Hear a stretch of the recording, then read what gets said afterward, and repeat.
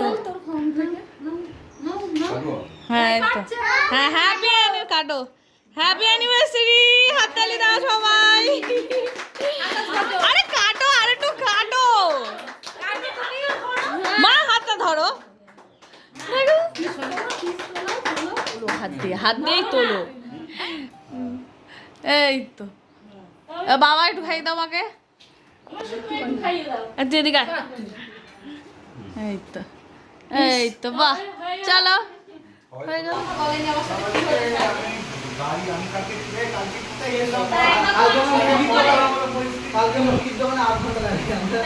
দুপুরবেলায় জয়ন্ত কাকুরাও এসেছিল, কাকু কাকিমা এসেছিল, কিন্তু সাহেব আর নবনীতা দিয়ে আসতে পারিনি। কাকিমা বললো ওরা নেই বাড়িতে। আমি ভিডিও করতে পারিনি তখন, কারণ আমি খেতে দিচ্ছিলাম আর এটা হচ্ছে পরের ব্যাচে আমরা খাচ্ছিলাম। আর তখন কাকু কাকিমা ওরা সব উপরে ছিল, বাবার সাথে গল্প করছিল। বিয়ে আজকের দিনে সবাই স্বাধীন হয় আর মা পরাধীন হয়েছে।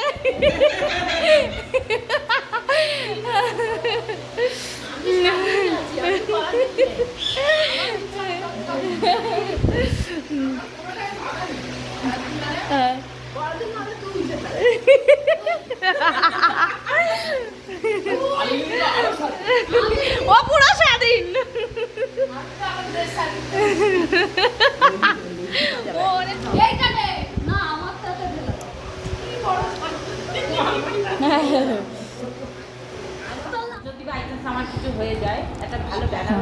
ও মরে গেলে ওরা সাজিয়ে দিতে হবে, কিন্তু সাজিয়ে একদম টিপটপ করে আমার খুব ইচ্ছা যে আমাদের তোরা শাড়িটা পরাবে কে? খালি শাড়িটা এই শোনো, যমরাজ আসলে বলো দাঁড়াও 2 মিনিট দাঁড়াও, আমি শাড়িটা পরে নি, তারপরে পরিয়ে নিয়ে। হ্যাঁ ভয় লাগে না? না না বাবা ভয় লাগে। হবে সবাই আসবে আমার দেশে, এই দেখ শালিনী নখ খাও, অনেকটা ফটো থাকবে, মালা বাবা। হ্যাঁ তোর জন্মদিনটা বল। একটা সুন্দর একটা টেবিলে বেশ একটা সুন্দর কেক, বেশি বড় না, ছোটই কেক থাকবে। কেকের আগে পরে বল চুলটা ওপেন থাকবে, রাউন্ড করবি, এক্সটেনশন লাগবে তার জন্য। এক্সটেনশন কিনে আনতে হবে, পয়সা দিয়ে যাবি।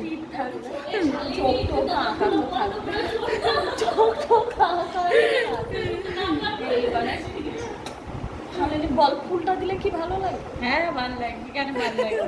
এই গাউনের সাথে ফুলটা ভালো লাগবে না, গাউনের সাথে ফুল ভালো লাগবে না, এমনি ভালো লাগবে। একটা হাতের ব্রেসলেট থাকবে, এরকম থাকবে, ঠিক আছে।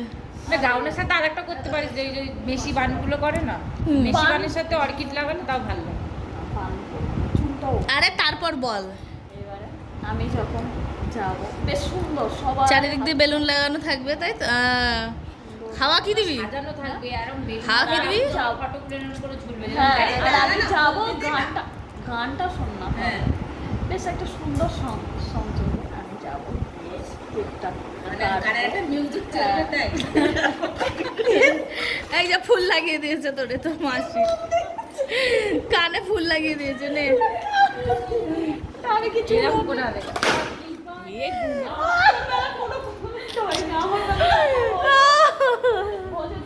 এই সবাই তো বলছে কাজল কিছু বলে না কেন? এই সবাই তো এসে বলে কাজলের কি ইচ্ছা, তাহলে কি দিন ভালো লাগে? ও ছোটলে লাভ হয়নি।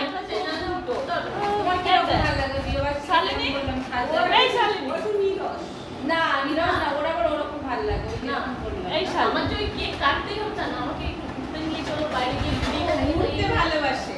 সন্ধ্যাবেলায় কাজল দিদিরা চলে গিয়েছিল, তারপরে আমরা এখানে মাকে একটু সাজাচ্ছিলাম, কারণ মা নিজের মনের ইচ্ছাটা সেদিন প্রকাশ করেছিল যে মায়ের খুব ইচ্ছা কোণে সাজবে।